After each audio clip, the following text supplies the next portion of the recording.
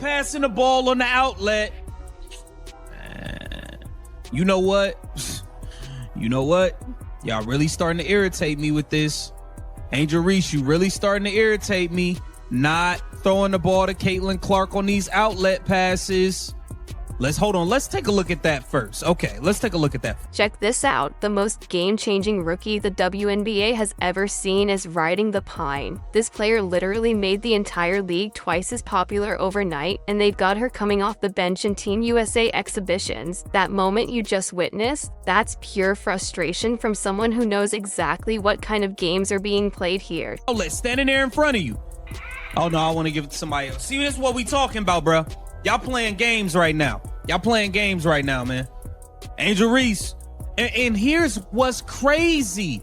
Caitlin Clark throws you the ball. Look at this assist. It's just a second of the game, but look at this assist. Caitlin Clark with the drop off to Angel Reese. That's a hell of a finish. So get this. Angel Reese pulls down the defensive board, and guess who's standing right there completely wide open for the outlet? Caitlin Clark. This is fundamental basketball. You secure the rebound, you find your point guard breaking up court, simple as that. But somehow the ball ends up going literally anywhere except to Clark. And this isn't some isolated incident we're talking about. This pattern has been showing up possession after possession throughout these Team USA matchups. Nobody's questioning if this is actually happening anymore. What we're all wondering is what's really driving it.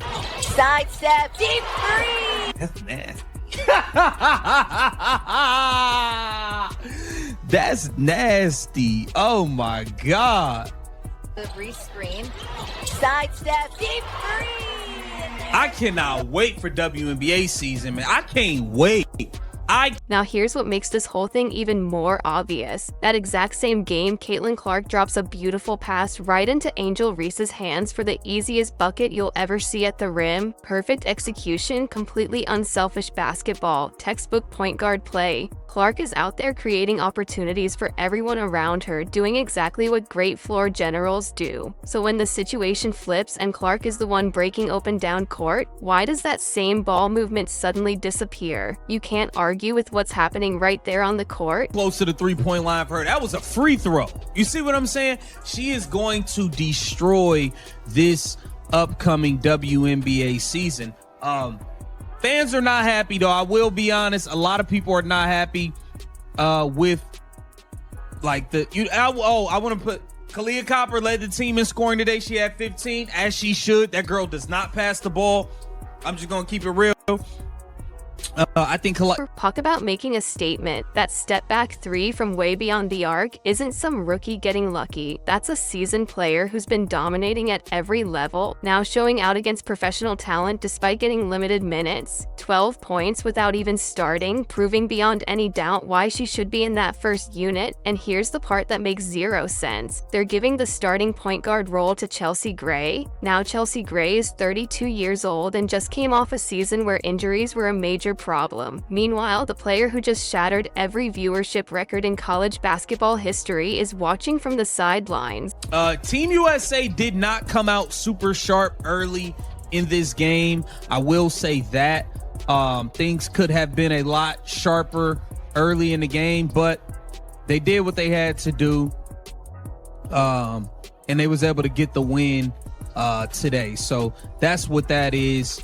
You know, we are still, make no mistake about it, we are still in the midst of these CBA. Sure, Kalea Cooper put up 15 points to lead Team USA that day, with both Paige Buchers and Caitlin Clark adding 12 each, but those raw numbers are hiding the real story. They don't show you how many shots each player actually got. They don't reveal all those possessions where Clark never even got to handle the basketball. And they certainly don't explain the coaching choices that kept her planted on that bench when the game was on the line. Carol Lawson wasn't even running the show that day. Mate Tibbetts was calling all the actual plays while Lawson just stood and observed. So who's really deciding these rotations anyway? The Engelberg gave these ladies until Monday. She gave them until Monday to get a deal done, or else y'all gonna start losing money. Y'all asking for all this money. Y'all asking for all these benefits. Y'all need to sign this CBA by Monday, or else it's gonna get ugly for y'all. Let's take a listen to this right here. Days of negotiations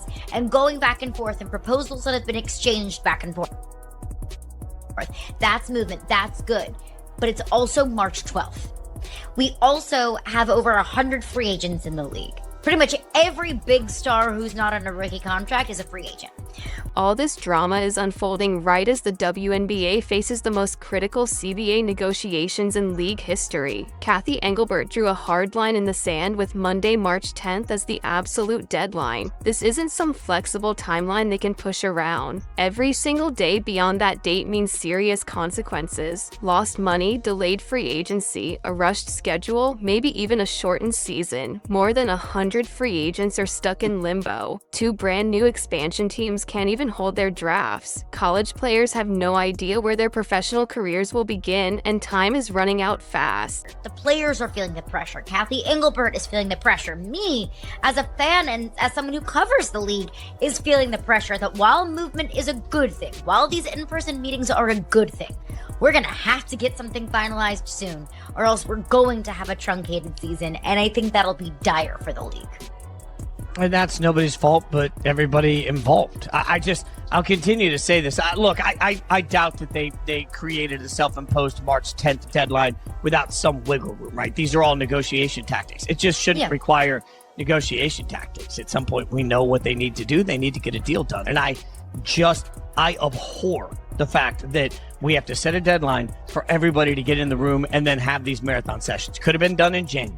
Could have been done in February, and instead, now it's being done in March. So I will just remind everybody involved, from the players to the teams, that if this does cost everybody games, that's nobody's fault but the players and the teams. They chose, in like every negotiation, to wait till the last second. And what really frustrates me is hearing all of the quotes that are coming out now, whether they be from Kathy Engelbert, who says, this is a really transcendent deal we'd like to get done, or the players that are saying, we want to play. They say they want to play too, and, we just need to keep seeing it. You see there, Engelbert called this deal on the table transformational. I guess my question, Kathy, is why did it take this to get to a transformational deal? The pressure in that room is absolutely crushing right now. Players are feeling it, the commissioner is feeling it, everyone covering this story is feeling it, because here's the truth nobody wants to admit. If these CBA talks drag past the deadline and actually cost the league games, that's not some unavoidable disaster. That's not just bad timing, that's a deliberate choice by both sides to wait until the absolute last possible moment before getting serious. This deal could have been wrapped up back in January, could have been finished in February. Instead, everyone waited until March, right as training camps are supposed to start and March Madness is about to completely take over basketball headlines. Now, Kathy Engelbert is calling whatever's on the table transformational. But if this deal is really so incredible, why did it take a full-blown crisis to produce it? Why did everyone need a self-imposed deadline and round-the-clock negotiating sessions to create something that should have been obvious months ago? The players are pushing for bigger salaries. They want travel conditions that don't treat them like second-class citizens. They want revenue sharing that actually reflects the massive explosion in popularity the league just experienced. And these demands make complete sense when you look at what happened in 2024. WNBA viewership literally doubled, and most of that growth came from one player. Caitlin Clark's games were pulling in 3.2 million viewers on average during her rookie year. That's not some modest bump in the ratings. That's a complete transformation of what this league means to television networks. But now everything gets complicated because the league is also trying to manage expansion with 2 new teams, handle the most complex free agency period in WNBA history with almost every star available, and somehow maintain all the momentum their best season ever. And they're attempting all of this while the CBA is still sitting there unsigned. That's not a strategy for continued success. That's a blueprint for complete chaos. That frustration you heard about the deadline pressure, that's completely real because everyone in that room understands what's at stake if this negotiation falls apart, if games actually get canceled, if the season gets pushed back. All those fans who discovered the WNBA in 2024 might just move on to something else. You don't get unlimited opportunities to build on a cultural phenomenon like what Caitlin Clark created during her rookie season. Right now, the league is basically gambling with all that momentum. Think about the impossible position this creates creates for the players. On one hand, they're being told to accept whatever deal is offered or risk losing serious money. On the other hand, they're hearing that the league just completed its most profitable season in history. Those messages don't exactly work together. If business is booming, why all this pressure to take the first offer? If the deal really is transformational, why wasn't something like this on the table before everything reached crisis mode? And through all of this, Caitlin Clark is still coming off the bench in Team USA games, while Angel Reese continues avoiding those outlet passes. The exact same tensions that created problems all season long are now playing out on the international level. The same arguments about recognition, attention, and who actually deserves opportunities remain completely unresolved.